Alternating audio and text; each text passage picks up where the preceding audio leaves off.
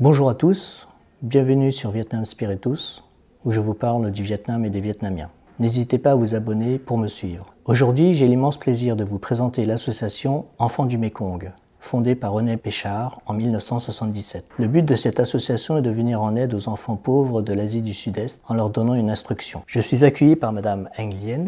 Bonjour. Bonjour. Merci infiniment d'avoir accepté mon invitation. Si vous le voulez bien, nous allons présenter l'association dans un premier temps. Puis dans un deuxième temps, j'aimerais vous présenter à mon audience, car je souhaite donner la parole au maximum de Vietnamiens d'origine pour nous parler de leur parcours de vie et donner de l'inspiration à notre communauté. Eng Lien, pourriez-vous présenter en quelques mots et nous dire votre rôle dans l'association? Oui, bien sûr. Tout d'abord, merci de m'avoir accueilli sur votre chaîne.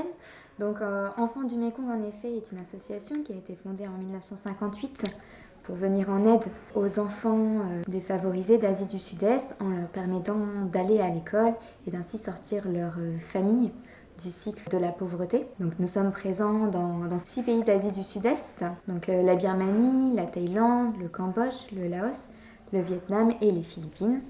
Et donc moi je suis tout particulièrement chargée du Vietnam, je suis responsable Vietnam chez Enfants du Mékong et mon rôle est de coordonner les actions de l'équipe au siège et des équipes sur le terrain pour toutes les actions et tous les projets qui sont menés au Vietnam. Combien d'enfants l'association a-t-il aidé? On soutient environ 24 000 enfants tous les ans par le parrainage dans nos 6 pays d'action.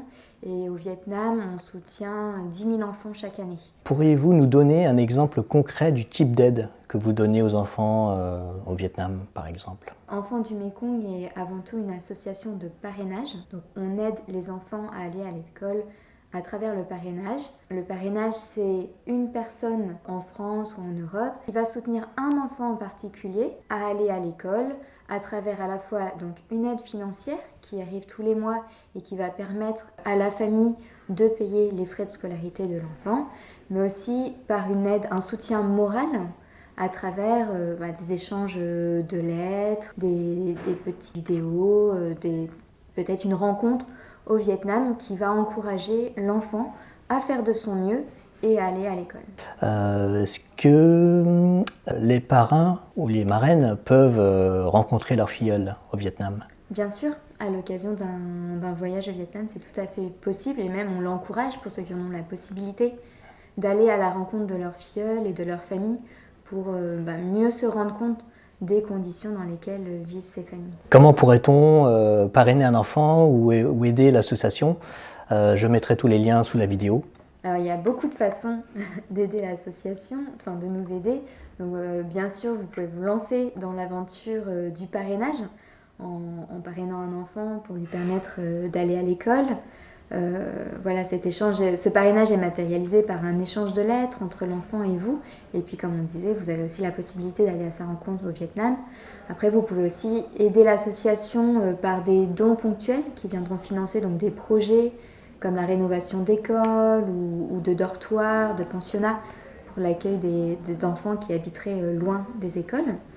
Vous pouvez aussi devenir bénévole pour l'association, que ce soit au siège à Asnières-sur-Seine si vous êtes dans les environs, et sinon en rejoignant l'une de nos délégations en région. Et puis bien sûr, vous pouvez nous aider en parlant de nous autour de vous. J'aimerais désormais dans cette deuxième partie, si vous le voulez bien, que vous nous parliez de vous. Quels sont vos liens avec le Vietnam? Parce que ma chaîne est orientée sur le Vietnam et j'aimerais donner justement la parole aux personnes d'origine vietnamienne et voir quels sont les différents liens possibles qu'ils entretiennent avec le Vietnam ou pas. Est-ce que vous pourriez vous présenter en quelques mots? Quels sont vos liens avec le Vietnam? Est-ce que vous êtes né là-bas? Est-ce que vous avez vécu là-bas?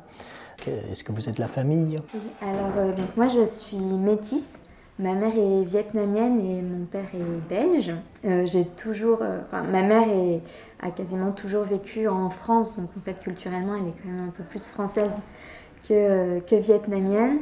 Après, je pense que comme beaucoup d'enfants métis, moi aussi j'ai voulu partir un petit peu à la découverte de mes racines. Et du coup, j'ai passé une année au Vietnam quand j'étais étudiante. J'ai profité d'une année de césure pour aller à la découverte de ce pays et de mes racines. Je me rappelle que ça a été une année un peu difficile sur le plan identitaire parce que En fait, en me rendant sur place, je me suis rendu compte que je n'étais ni vietnamienne, ni complètement française. D'accord. Non plus. Il y avait des éléments qui m'étaient un petit peu, qui m'étaient familiers, comme, je sais pas, la nourriture, aller à la pagode, ce genre de choses. Et puis après, il y avait aussi d'autres éléments qui me faisaient dire que jamais je ne pourrais être vietnamienne à 100%, en tout cas.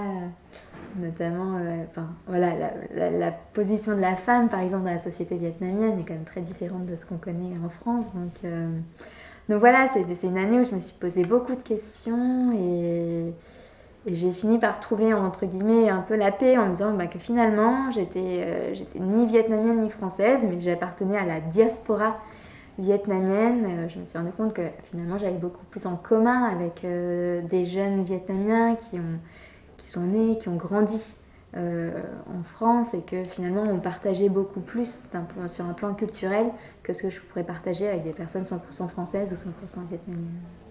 Très bien. Justement, à propos de l'héritage, est-ce que vos parents vous ont donné une éducation autour du Vietnam, autour de la langue vietnamienne, de la cuisine, des traditions, des fêtes? Je sais que c'est bientôt le Tết. Est-ce que vous le fêtiez dans votre famille? Oui, tout à fait. On a plein de petits éléments qui nous ont été transmis surtout par mes grands-parents maternels qui sont vietnamiens. Ce sont eux qui sont arrivés en France. J'ai appris un petit peu le vietnamien avec ma grand-mère quand j'étais petite.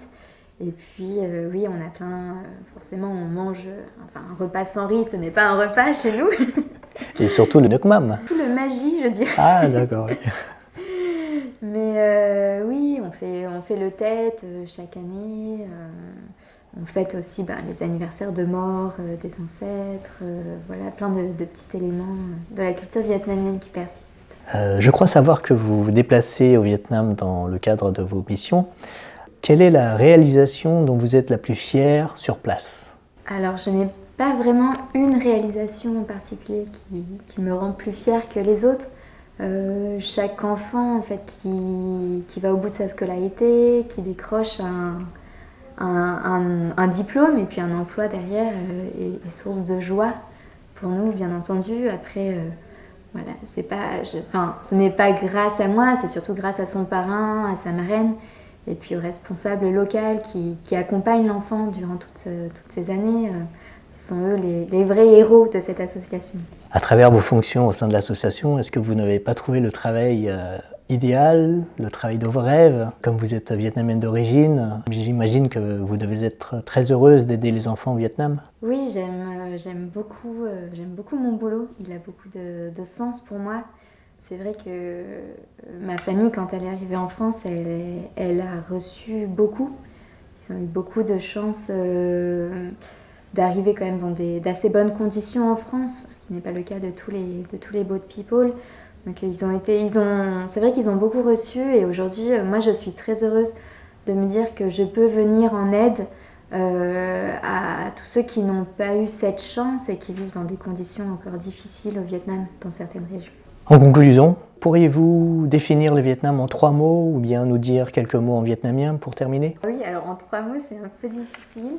Je pense que pour moi, le Vietnam, c'est avant tout lié à la famille, aux traditions et à la cuisine. Est-ce que vous connaissez quelques mots en vietnamien? Oui, je vais dire Kính chúc mọi người bình an. Très bien. Merci infiniment. Merci beaucoup. À très bientôt sur Vietnam Spiritus. Merci.